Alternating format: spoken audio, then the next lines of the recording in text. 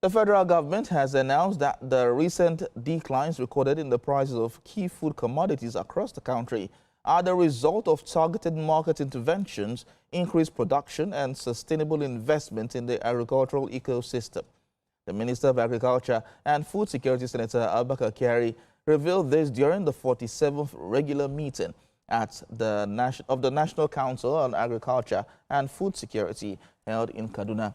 He stated that the ongoing reforms under President Bola Tinubu's administration were driven by a commitment to achieve food sovereignty, ensuring that Nigeria will produce what it consumes, while guaranteeing accessibility, availability, and affordability for households. The minister added that the first step towards food sovereignty is ensuring consistent high-yield production through timely access to quality and affordable inputs.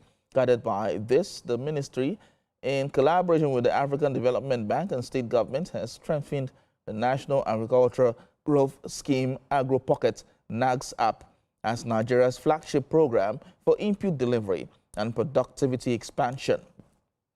Well, my guest is Dr. Emeka Okingwa. He's an international business and project development consultant, and he's also the National Coordinator of Climate Smart Food System Support Initiative. Thank you so much for joining us at this point.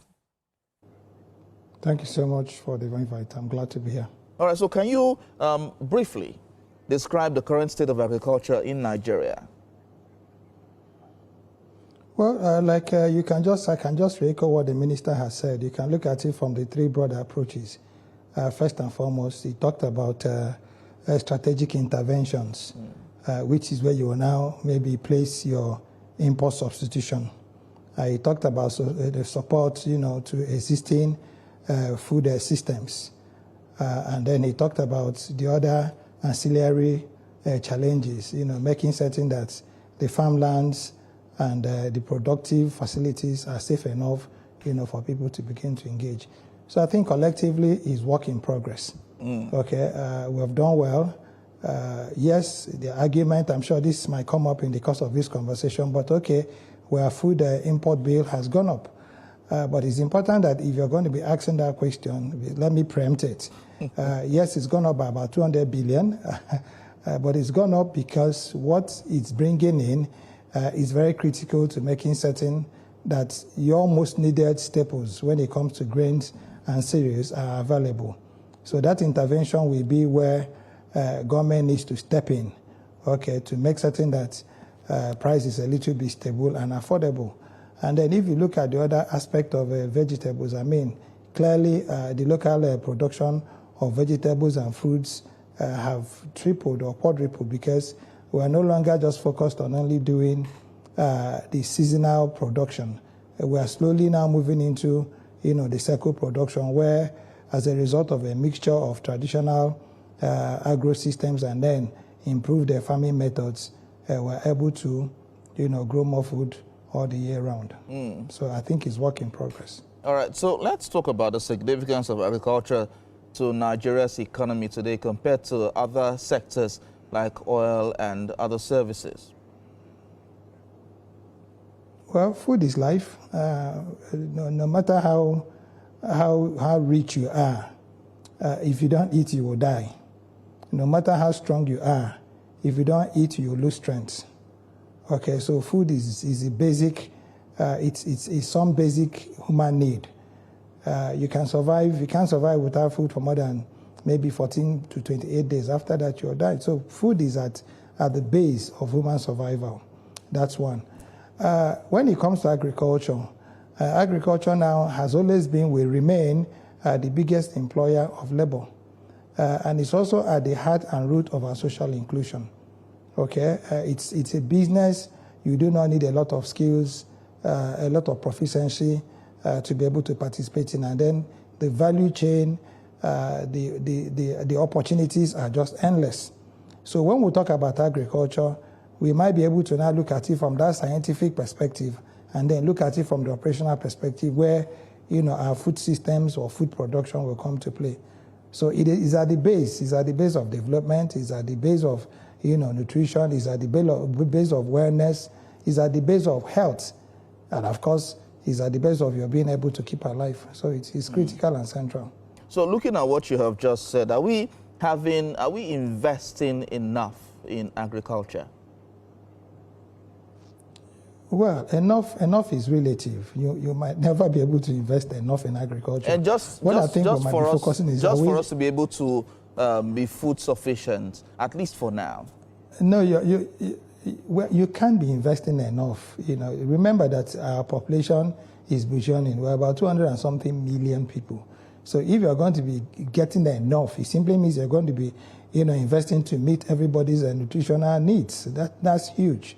You'll be needing trillions and trillions and trillions and trillions of dollars, to build the back-end infrastructure, build the support systems, be able to now develop your farmlands into plantations and belts, now be able to now build, your storage facilities, be able to build, your value-adding facilities, be able to now, start talking about your packaging and distribution. So it's going to be the country.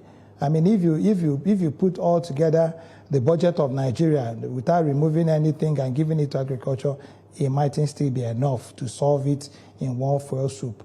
But it's work in progress. What is important is that government has a determination, and that's why they put the word intervening. Government is not saying to you, oh, we have not become very food. No country is even food sufficient, in every food needs.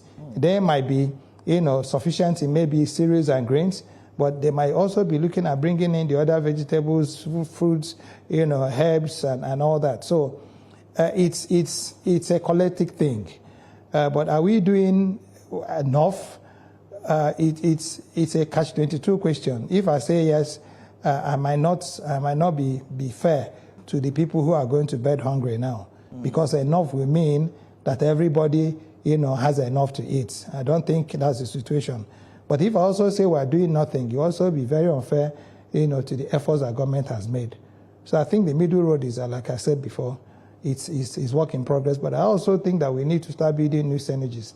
And this is where we should also now be looking at the Ministry of Science and Technology. They are very, very central to making certain that we now reach this self-sufficiency, that you're talking about. They are very, very key to it. Very, very central to it. So very important. So earlier you had mentioned that government is doing quite its best, in summary, to grow the sector. Yes. I will act like a layman at this point. What actually has government put in place to grow the sector? What are the key parameters? All right, so in your discussion, you had mentioned that the Ministry of Technology is important, is key to growing the agricultural sector such that we can be food sufficient. How can modern technology such as precision farming, irrigation systems, and of course we have other digital platforms transform agricultural productivity in Nigeria?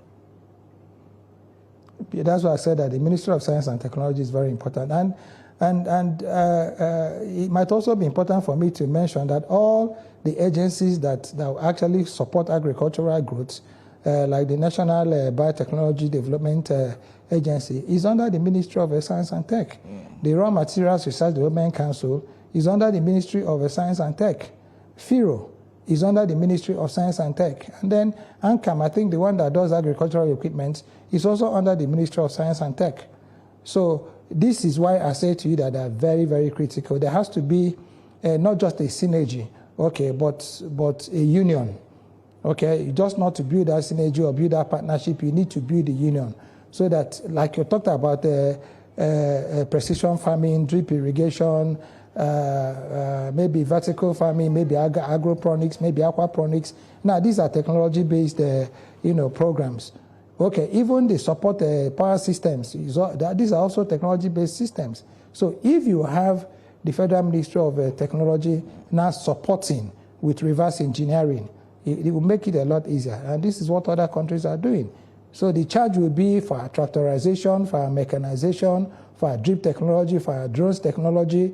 This is where the Ministry of Science and Technology comes in. And I hope that the new minister will know that he needs to just put his hands on the plow and begin to push forward. I would have suggested, I'd have liked to see a situation where the first meeting is going to be holding will be with the people, who are in the food sector. The moment that is done, Then, of course, you bring in the water resources. The moment you have this, and then, of course, the Ministry of Livestock, if you may permit me to add that, the moment you have this, 3 people in the same room speaking one language, running one single program, okay, aligning their budgeting, financing programs, and then getting, their publics to all work together would sooner than later, even the intervention in bringing in food and then bringing in storages and bringing in this might just start whittling down over time. All right, so are you concerned about the bottlenecks that we've heard of in government that hampers growth? I'm worried, not concerned. I'm very worried. It pains me. And this is why at the level of the food support systems, what we're now trying to do is to now begin to point out, these gaps. Okay, they are not intentional, but they're administrative. Okay, one place you shouldn't have a repetipism, administrative logjams, as it were, would be your food systems. Okay, that is why, under climate smart, remember the key word when you use was climate smart. What are we talking about? We should be able to focus on desert agriculture and make certain that we'll get fresh vegetables coming from the Sahel. Okay, we should be able to now focus on making certain that every location in Nigeria, is bringing something to the food, system. And that way you now have your silos being loaded, with your excesses. And then that way you can begin to now actually look everybody in the face and say, you can't go to bed hungry, because out of our 82 million hectares of land, at least we'll have 60 or 70% of that under cultivation, supported by technologies. That's the way to go. But it's a big worry, really, I can tell you that. And I understand. So let's come down to the nitty-gritty, the people themselves. What role can youth and women play in driving agricultural innovation and agripreneurship? Grow something. Grow something, including you interviewing me now. Grow parsley, grow scent leaf, grow something. Grow it in your corridor, grow it on your balcony, grow it behind your house. Okay, grow something. And if you go to a place like the UK now, you have what they call rooftop agriculture. So we need to now begin to rethink what we call the farmer. Everybody must be a farmer. Okay, everybody has to now contribute to that one drop of 1 kg coming from you. We make 220 million kg if every Nigerian were to contribute. Okay, let's look at the 60% that are in the youthful age. Okay, that will be giving us at least 160 million metric tons of parsley, of scent leaf, of bitter leaf, okay, of vegetables, of water leaf, of pepper. Okay, that's the way to go. So it's not, we mustn't now begin to look at it as, oh, these are people are classified as farmers. Because again, I think our constitution was very clear that no matter who you are, no matter what you do, you're allowed to farm. No matter what business you do, it's not exclusive to anybody. Everybody can be able to do it. So if all of us do it, if all of us are able to grow something, one little thing, the next time I come into your studio, it'd be nice to see ugu growing around, your hedges. It'd be nice to see, pepper growing around the hedges, and then where you start growing inside this studio. Around your buildings. That's what I mean, not inside your studios. You can even put it in your flower pots. It's food that people are doing it. Okay, so you are saying that, I understand what you're saying quite all right, because I've tried it in my own compound. But we see that in Lagos, especially, real estate has taken over, whereby you don't even get a place to farm. You just see houses everywhere. How do we handle that kind of situation? How do we farm for our immediate consumption? Vertical farming. Vertical farming. You do vertical farming.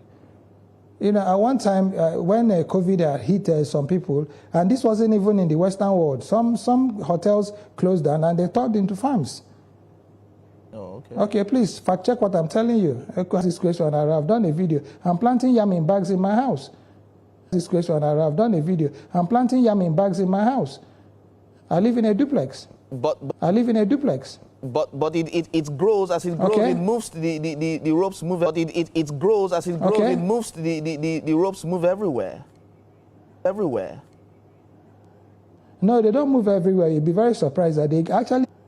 No, they don't move everywhere. You'll be very surprised that they actually give you, that carbon sequestration that you need. It makes the air better. Okay. Carbon sequestration that you need. It makes the air better. Okay. If you can have pine trees in your estate and you look at them as being pear trees, had coconut trees, had all sorts of fruits and vegetables growing there, and then if you had all sorts of fruits and vegetables growing there, and then if you were privileged to go home, you had a lot of them to take back to the city. All right, so let's talk about the Africa Continental Free Trade Area. By the way, you have mentioned about yam. I heard Abuja yam are quite nutritious, so I think you should send some to Lagos, though. No, I'll send the seedlings to you. No problem. I'll send the seedlings. You do the planting. No problem. So how can Nigeria leverage regional trade agreements like the African Continental Free Trade Area? Okay, that's, you're no longer talking about states now. You're talking about, you're no longer talking about boundaries. You're talking about land stretch. Now, imagine where you had a stretch of maybe cocoa plantation, which is what, how it used to be in those days. I mean, the plantations of cocoa stretch practically across, the rainforest zone. Okay, starting from Old Kogi all the way to Calabar et al. Okay, so that is what we need to begin to do. And Growth